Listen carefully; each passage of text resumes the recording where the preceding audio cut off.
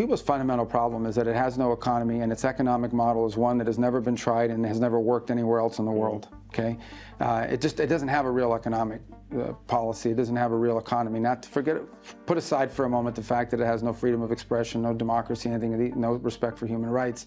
The fundamental problem Cuba has is it has no economy, and the people who are in charge of that country, in control of that country, they don't know how to improve the everyday life of their people without giving up power over sectors that they control. They want to control everything. They don't want the people of Cuba to control anything.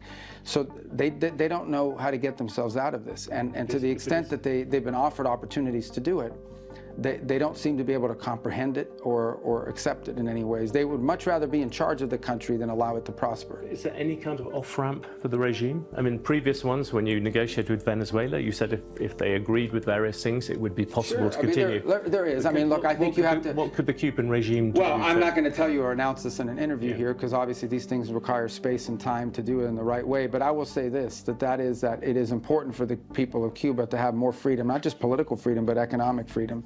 The people of Cuba, and that's what this regime is not willing to give them, because they're afraid that if the people of Cuba can provide for themselves, they lose control over them, they lose power over them. So I think there has to be that opening, it has to happen, and I think now Cuba's faced to such a dire situation. Remember, this is a regime that has survived almost entirely on subsidies, first from the Soviet Union, then from Hugo Chavez, and now for the first time it has no subsidies coming in from anyone, and the model's been laid bare. And it's not just, look, multiple countries have gone in and helped. The problem is that you lose money in Cuba. They never pay their bills.